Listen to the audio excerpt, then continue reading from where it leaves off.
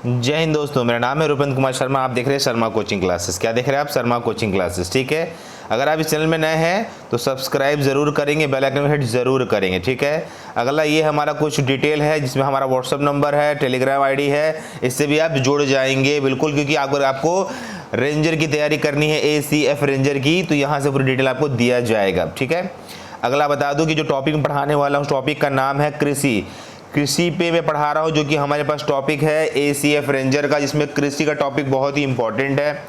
इसमें एक एक टॉपिक को क्लियर करूंगा, एक एक डेमो वीडियो भी मान के चलते हो, जिसमें हम आपको बताते हैं कि क्वेश्चन कैसे आ सकता है और क्या आ सकता है। अगर आप सिलेबस को देखोगे तो बहुत बड़ा सिलेबस है, आपको कुछ समझ नहीं आएगा, पर क्वेश्चन कहाँ से आएंगे हम इसको आपको बता सकते हैं। जैसे कि देखेंगे, पहला टॉपिक है ऋतुओं के आधार पे फसल क्या होता है, देखेंगे आप, है ना। ये सब आप पढ़ चुके हो, बस हल्का सा रिवाइज करने की बात है।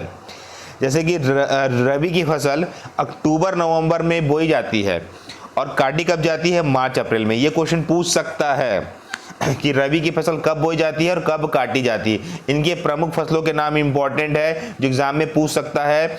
गेहूं, जौ, चना, मटर, सरसों, मसूर, आलू, तंबाकू। याद रखिए, यहां से क्वेश्चन निकाल के पूछ सकता है।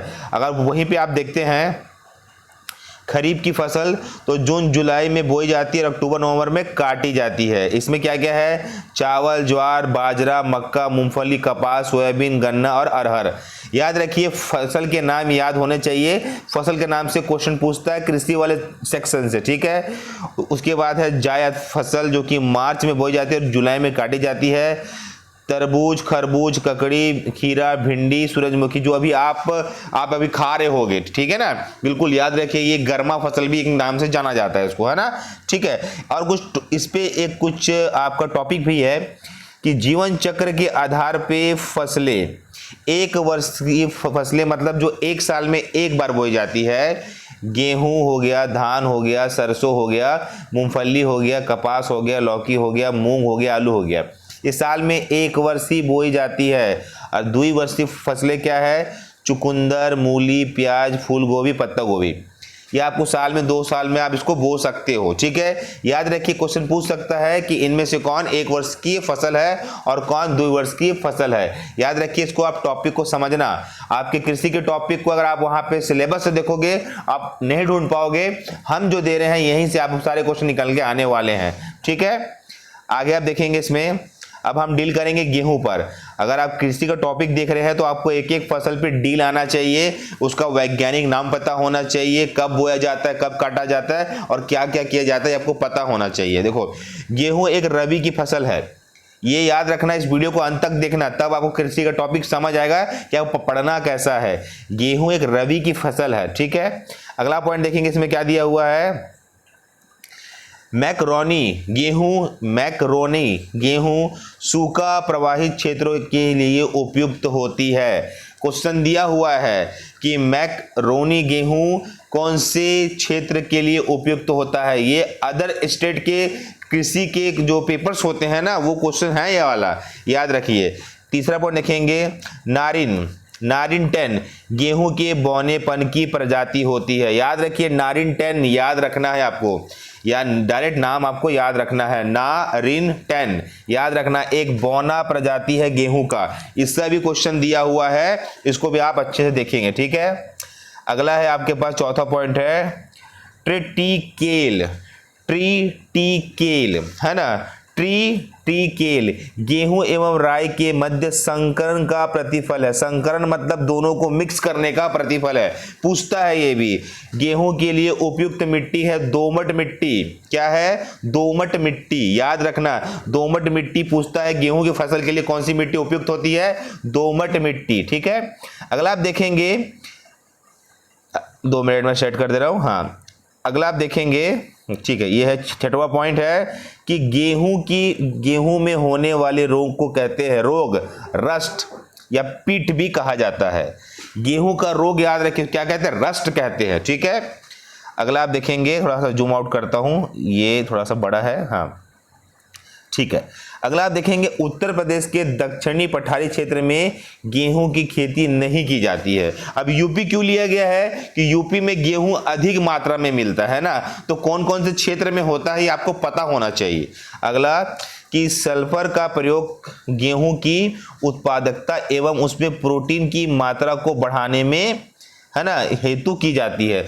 मतलब जो सल्फर का उपयोग किया जाता है वो गेहूं का प्रोडक्शन बढ़ाने में सहायक होता है और उसमें जो प्रोटीन कंटेंट होता है उसको बढ़ाने में सहायक होता है। याद रखिए सारे क्वेश्चन मैं टॉपिक वाइज लेके आऊंगा कृषि का।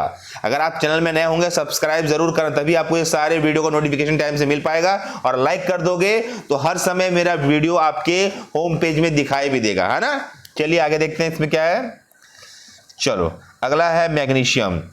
मैग्नीशियम के बारे में समझेंगे। मैग्नीशियम का प्रयोग गंगा के मैदानी भागों में हेतु प्रयोग में लाते हैं। मैग्नीशियम का प्रयोग गंगा के मैदानी भागों हेतु आवश्यक है। गंगा के मैदानी भाग बहुत ही उपजाऊ होते हैं ना, इसलिए वहां पे मैग्नीशियम का प्रयोग किया जाता है। ठीक है, ये आपको मैं कुछ ऐसे तत्वों के बारे में जानकारी दे रहा हूं जिसका उपयोग कहां पे होता है। गंगा के मैदानों पे किसका तत्व का उपयोग किया जाता है, तो मैग्नीशियम आपको याद रखना पड़ेगा।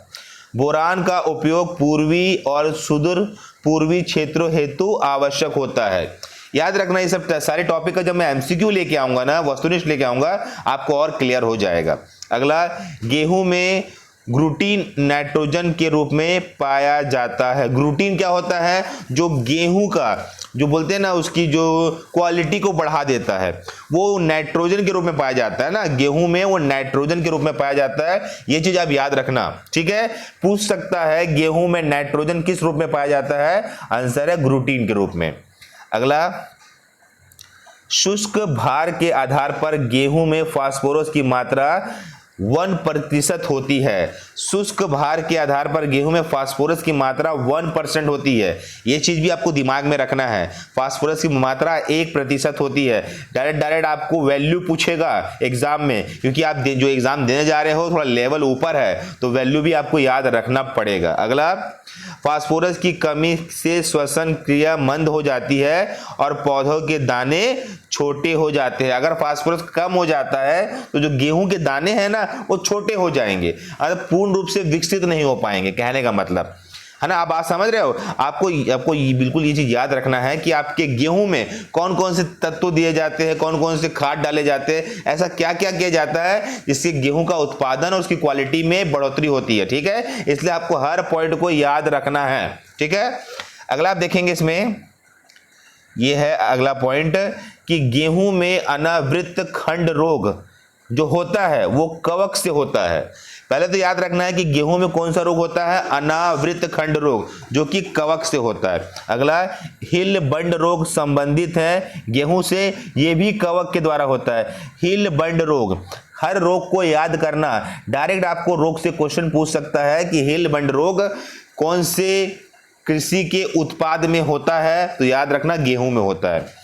अगला, करनाल बंड गेहूं का कैंसर रोग है। करनाल बंड को हम गेहूं का कैंसर रोग है, ये कवकों के द्वारा होता है जिसका नाम नियोशिया इंडिका है। याद रखना नियोशिया इंडिका है। चीजों को समझेंगे आप। करनाल बंड पूछता है, ये कैंसर रोग है गेहूं के लिए। ठीक है, गेहूं का कैंसर रोग के बीमारी का नाम बताइए, तो आपको ये नाम देना पड़ेगा एग्जाम में। ठीक है, और क्या बोलते हैं वो भी याद रखना है, नियोशिया इंडिका है। ठीक है, अगला आप देखेंगे, गेहूं का सेहू रोग होता है नेमाटोडा द्वारा। गेहूं का सेहू रोग एक प्रकार का रोग है ना, ये किसके द्वारा होता है, नेमाटोडा द्वारा। याद रखिए जितने भी फंक्शन है गेहूं के वो कवक के रूप में बहुत ज्यादा प्रभावित होते हैं खेतों पे, है ना। ये सारे रोग को आप कॉपी में लिख लीजिए, या इसका जो आपको डेमो फ्री पीडीएफ चाहिए मेरे नंबर पे आप व्हाट्सअप करके ले सकते हैं, तब हम आपको आगे पेड क्लास की जानकारी भी दे देंगे। गेहूं का पीला रोग विगलन रोग है, जो जीवाणु के द्वारा होता है। याद रखना, जो पीलापन आता है ना वो विगलन रोग कहलाता है, और जीवाणु के माध्यम से गेहूं में बहुत हो जाता है, जिससे गेहूं की फसल बहुत बार बर्बाद हो चुकी है। अगला, एग्रोसेन जीएन का प्रयोग किया जाता है करनाल बंड की। अब यहाँ पे समझना एग्रोसेन जीएन का प्रयोग किया जाता है करनाल बंड रोग में, है ना। उसका उपयोग किया जाता है। याद रखिए कुछ न कुछ तो आपको गेहूं को बचाने के लिए करना पड़ेगा, तो ये सब चीजें करके हम उसके करनाल बंड रोग को हम नियंत्रित कर सकते हैं, है ना। अगला, अगला आप देखेंगे इंपॉर्टेंट डाटा है। ये डाटा से ही एग्जाम में कई बार क्वेश्चन दिए गए हैं, ठीक है। डाटा याद कर लीजिए, सिंचित क्षेत्र हेतु उपयुक्त और असिंचित क्षेत्र या शुष्क क्षेत्र हेतु उपयोग। याद रखिए गेहूं के किस्म में है ना थोड़ा सा चेंजेस आएगा, जहां पे आप उसको सिंचाई कर सकते हैं, जहां पे कम सिंचाई करते हैं नाम चेंज हो जाएंगे। जैसे कि कल्याण सोना और यहाँ पे प्रताप, नाम चेंज क्यों हो गए? क्योंकि आपके पास ज्यादा पानी है, आप सिंचाई कर रहे हो, जहां पानी नहीं है वहां नाम बन जाता है उसका प्रताप। देखो यहाँ पे है सोनार 63, सोनार 64, यहीं पे क्या बोलते हैं नर्मदा 4, नर्मदा 112, नाम चेंज हो रहा है। ये सभी गेहूं के किस्म है, प्रकार है ना, याद रखना है आपको, ठीक है। डाटा बहुत इंपॉर्टेंट है। अगला है आपके पास माया 64, यहाँ पे है मेघदूत, यहाँ पे सोनालिका या बौनी किस्म है, यहाँ पे मुक्ता भी एक प्रकार की बौनी किस्म है। समझ रहे चीजों को? ये सभी गेहूं के प्रकार है, सिंचित क्षेत्र और असिंचित क्षेत्र के नाम को याद रखेंगे। अर्जुन, यहाँ पे पूसा उजाला, सिंचाई की सुविधा कम होती है। यहाँ पे जनक, यहाँ पे पूसा तेज मध्य भारत हेतु उपयोग किया जाता है। हर चीज दिया हुआ है इस डाटा पे, है ना। या तो आप स्क्रीनशॉट ले लीजिए या तो इसका फ्री पीडीएफ ले लीजिए, है ना, ताकि आपको पढ़ते बने और आपको समझ आते बने। ये डेमो क्लास है हमारे एसटीएफ रेंजर का, जिसके हम पेड कोर्सेज चला रहे हैं, ताकि आपको हम डाटा ऐसा दे कि आपका काम छूटना नहीं चाहिए आपके एग्जाम में, ठीक है। तो ये डेटा आप याद कर लीजिए, पूरा डेटा दिया हुआ है, क्या क्या कहते हैं। कुछ इंपॉर्टेंट फैक्ट है जो क्लियर करना चाहूंगा मैं। यहाँ पे नोट पे देखिए कि विश्व में गेहूं उत्पादन में भारत का स्थान दूसरा है। गेहूं उत्पादन में विश्व में पहला स्थान चीन का है। भारत में सर्वाधिक गेहूं उत्पादन वाला जिले का नाम देखेंगे, क्या है? UP, MP, Punjab. भारत में सर्वाधिक गेहूं उत्पादन करने वाला जिले का नाम है यूपी, एमपी, पंजाब, ठीक है। ये बहुत ही इंपॉर्टेंट डाटा था। आप कृषि के लिए परेशान मत हुई, हमारे चैनल में रेगुलर उसके वीडियो अपलोड किए जाएंगे, पर याद रखिए पेड ग्रुप को प्राइवेट लिंक दिया जाएगा। अगर आप ज्वाइन करते हैं तो आपको पूरे लिंक आपको अवेलेबल हो पाएंगे, ठीक है। तो ये सेशन यहीं पे हम समाप्त करते हैं। Thanks for watching this video. अगर आप पूरा देख रहे हैं तो अगर आप तो अपनी तैयारी करना चाहते हैं, और ये हमारा कॉलिंग नंबर है, व्हाट्सअप नंबर है, इसमें आप जुड़ जाइए आके।